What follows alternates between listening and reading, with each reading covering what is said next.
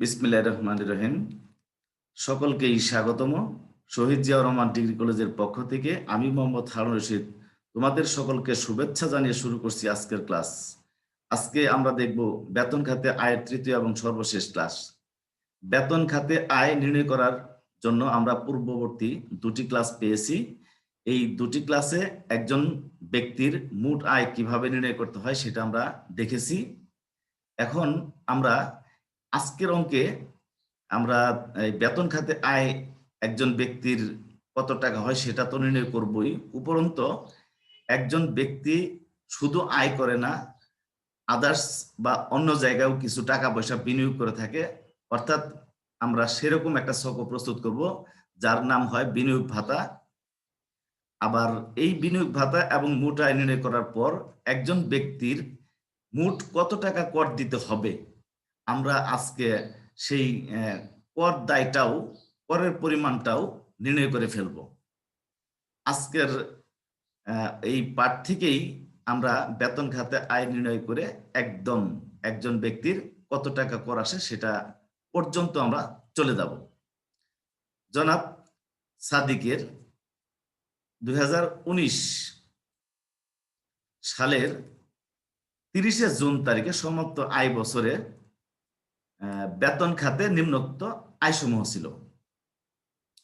মূল বেতন মাসিক 30,000 টাকা পান, মহার্ঘ ভাতা মূল বেতনের 20%, যাতায়াত ভাড়া পান মাসিক 2,000 টাকা, বাড়ি ভাড়া মূল বেতনের 30%, আপ্যায়ন ভাতা 1,000 টাকা, উৎসব বোনাস 2 মাসের মূল বেতনের সমান, চার্জ ভাতা মাসিক 1,000 টাকা, তিনি মূল বেতনের 10% অনুমোদিত ভবিষ্যৎ তহবিলে দান করেন।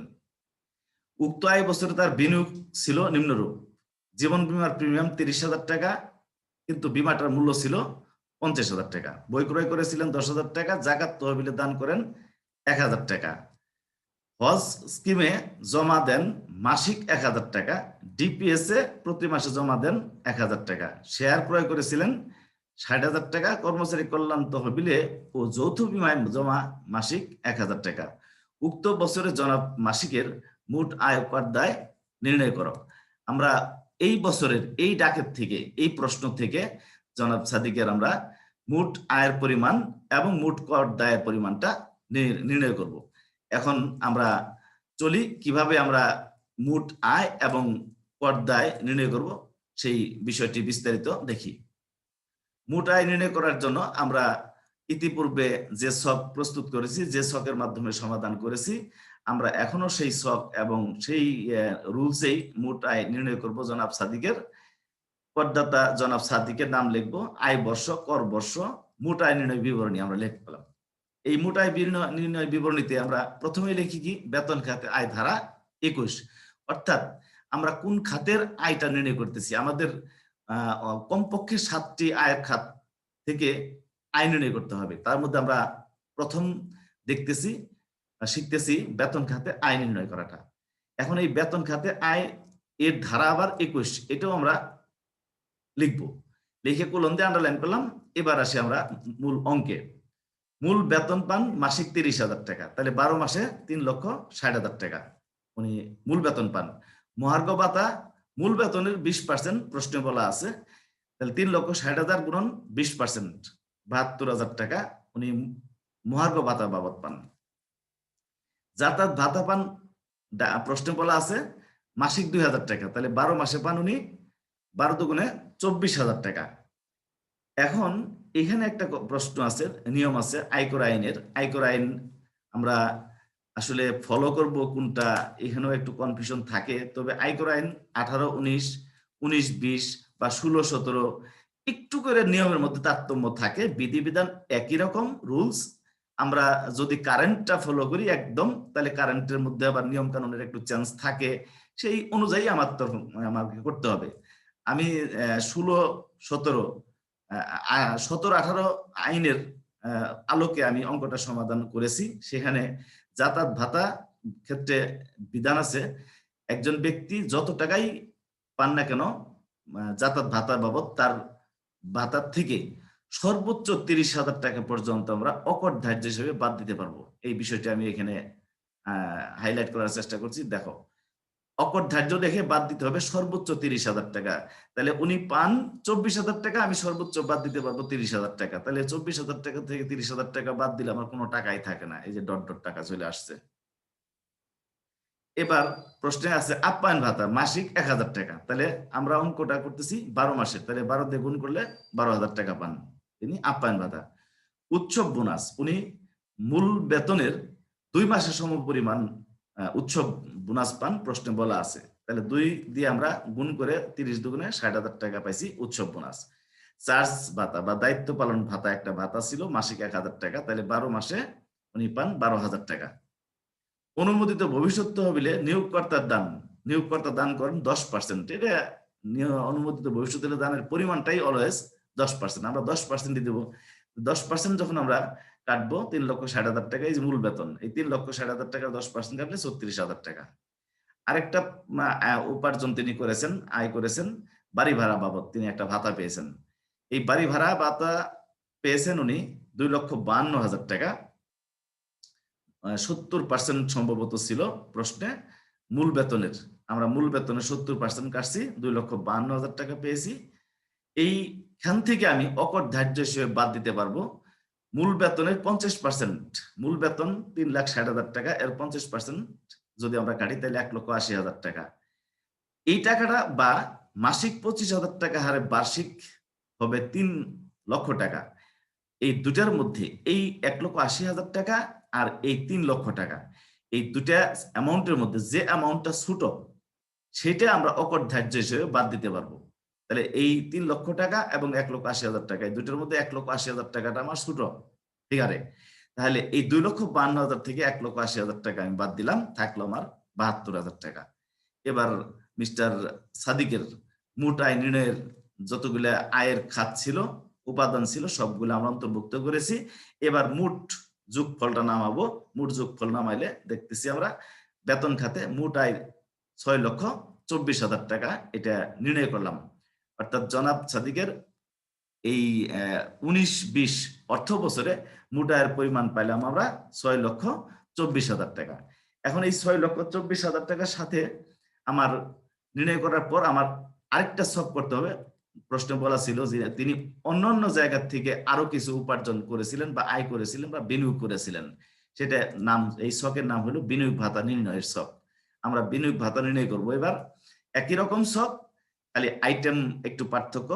এখানে যে বিনিয়োগ ভাতার আইটেমগুলা কখনোই মোট আয় নির্ণয়ে অন্তর্ভুক্ত হবে না, মোট আয়ের আইটেমগুলা কখনোই বিনিয়োগ ভাতাতে অন্তর্ভুক্ত হবে না। অর্থাৎ দুটি আলাদা আলাদা ছক, দুটা ছকের উপাদানগুলোই তোমাদের আলাদা আলাদা করে শিখতে হবে।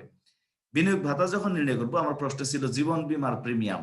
জীবন বীমার প্রিমিয়াম প্রদান করেন 3,000 টাকা, কিন্তু বীমাটার মূল্য ছিল 10,000 টাকা। সেই ক্ষেত্রে সর্বোচ্চ লিখে বীমা মূল্যের 50% ছিল বীমা মূল্য, তার 10% কাটলে আমার আসবে 5,000 টাকা।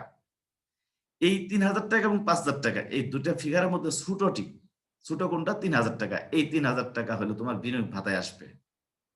বুঝতে পারলাম যে দুটি অ্যামাউন্টের মধ্যে যে অ্যামাউন্টটা ছোট 3,000 টাকা এবং 5,000 টাকা, এই দুটার মধ্যে ছোট যেটা, সেটা হলো বিনিয়োগ ভাতা নির্ণয়ের ছকের অন্তর্ভুক্ত হবে, কখনোই বড়টি না। নিয়ম, তোমাদের নিয়মে বলা আছে ছোটটি। এবার শেয়ার ক্রয় 60,000 টাকা আছে, তবে বলা নেই পাবলিক লিমিটেড কোম্পানির শেয়ার ক্রয় করেছি না প্রাইভেট লিমিটেড কোম্পানির শেয়ার ক্রয় করেছি। আমরা ধরে নিলাম পাবলিক লিমিটেড কোম্পানির শেয়ারটাই ক্রয় করেছি, ধরে নেওয়া আর কি। ধরে নিলে এখানে মোট বিনিয়োগ ভাতা নির্ণয়ে অন্তর্ভুক্ত হবে। আর যদি পাবলিক লিমিটেড না হয়ে প্রাইভেট লিমিটেড কোম্পানির শেয়ার ক্রয় করে হিসেবে ধরে নিতাম, তাহলে এই ছকের মধ্যে অন্তর্ভুক্ত হতো না। নেক্সট আরেকটা উপাদান ছিল প্রশ্নে, ডিপিএস এ জমা দেন তিনি মাসিক 1,000 টাকা হিসেবে। তাহলে মাসিক যদি 1,000 টাকা দেন, তাহলে মাসিক 1,000 টাকা হিসেবে আমরা 12 মাসে আমার আসে কত? 12,000 টাকা। তাহলে আমরা এই 12,000 টাকা আমরা এই প্রশ্নে দেখাই দিলাম। এরপরে আরেকটা আইটেম আছে, জাকাত তহবিলে তিনি জমা দেন 10,000 টাকা। একবার সরাসরি বলা আছে জাকাত তহবিলে জমা দেন 10,000 টাকা। আরেকটা প্রশ্ন বলা আছে কল্যাণ তহবিল ও যৌথ বিমায় দান করেন তিনি মাসে 1,000 টাকা হিসাবে, বছরে হয় 12,000 টাকা। আর অনুমোদিত ভবিষ্যৎ তহবিলে নিয়োগকর্তা ও কর্মীর দান, এই বিনিয়োগ ভাতা নির্ণয়ের ক্ষেত্রে আমরা আমরা মোটায় যখন নির্ণয় করছি তখন বিনিয়োগ মোটায় নির্ণয়ের সময় শুধুমাত্র আসছে কর্মীর দান। এইখানে এখানে আসছে নিয়োগকর্তার দান। এখানে নিয়োগকর্তা এবং কর্মী ব্যক্তি হলো দুইজন, একজন হলো চাকরিদাতা আরেকজন হলো চাকরি গ্রহীতা। তাহলে এই দুইজনের টাকা আসবে এখানে। এই জন্য এই মূল বেতনের 10% কাটলে যে টাকাটা আসছিল সেটা ছিল অনুমোদিত ভবিষ্যৎ তহবিলে নিয়োগকর্তার দান। এই 36,000 টাকা একে 2 দিয়ে গুণ করলে আমার 72,000 টাকা আসবে বিনিয়োগ ভাতা নির্ণয়ের ছকে। তাহলে এখন আমরা বিনিয়োগ ভাতা নির্ণয়ের ছকের মধ্যে আর কোনো উপাদান আসবে না। তাহলে যতগুলো উপাদান এসেছে তাদের যোগফলগুলো আমি দেখলাম, মোট যোগফল আসে 1,69,000 টাকা। এটারে বলা হয় প্রকৃত বিনিয়োগ। অর্থাৎ জনাব সাদিক তিনি প্রকৃত পক্ষে বিনিয়োগ করেছেন কত? 1,69,000 টাকা। এখন এখানে বিধান আছে, অথবা অনুমোদিত ভবিষ্যৎ তহবিলে নিয়োগকর্তার দান ও সুদ ব্যতীত, নিয়োগকর্তার দান ও সুদ ব্যতীত মোট আয়ের 25% কাটে দেখতে হবে। তাহলে মোট আয় করছে 6,24,000 টাকা, এখান থেকে অনুমোদিত ভবিষ্যৎ নিয়োগকর্তার দান আছে 36,000 টাকা, বিয়োগ করব।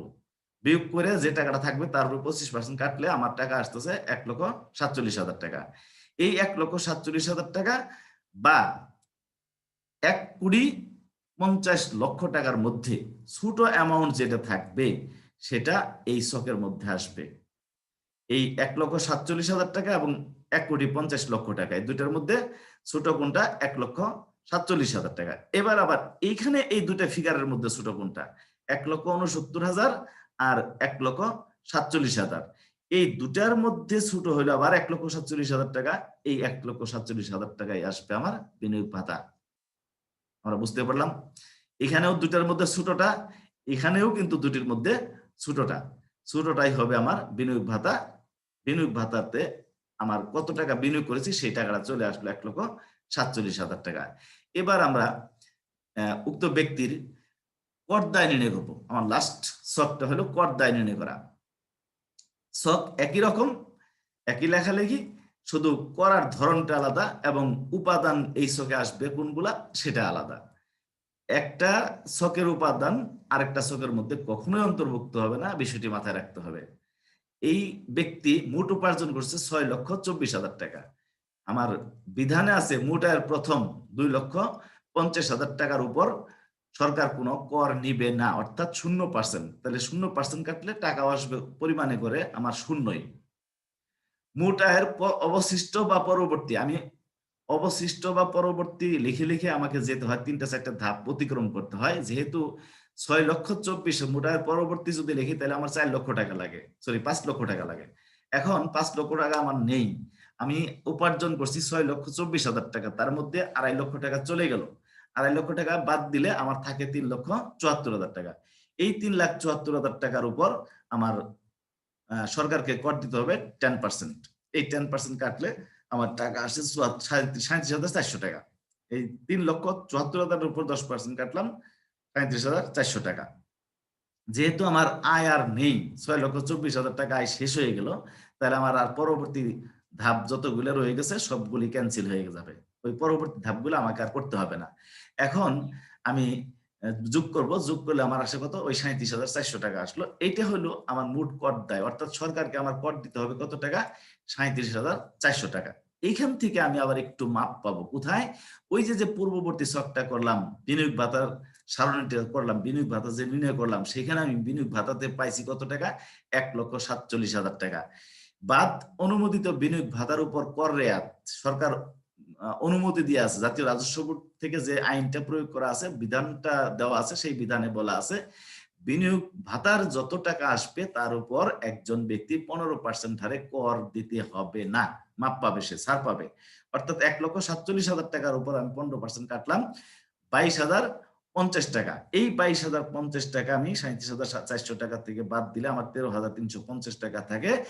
এটাই নিট কর দায় একজন ব্যক্তির। অর্থাৎ একজন ব্যক্তি এখন সে সরকারকে ট্যাক্স দিবে কত টাকা?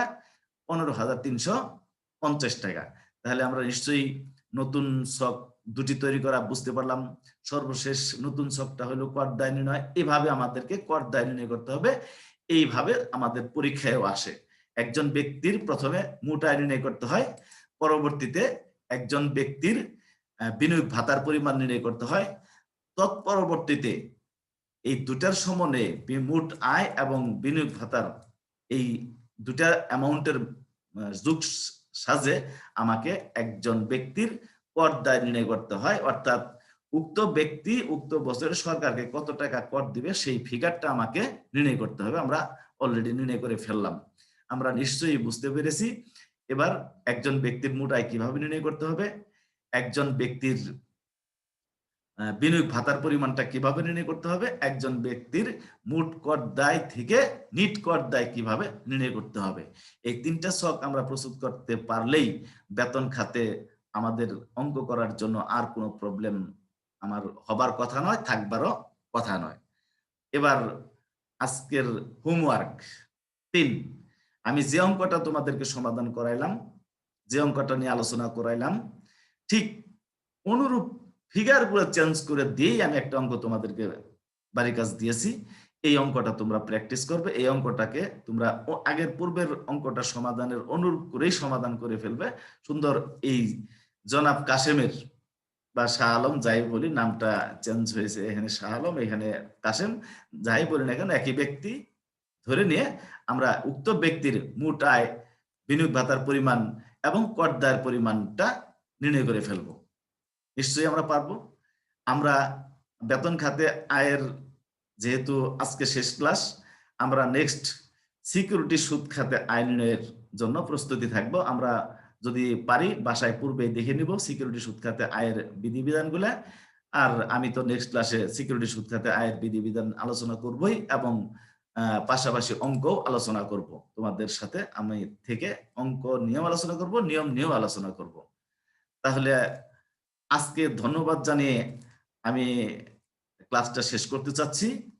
আল্লাহ হাফেজ। ভালো থেকো, সুস্থ থেকো।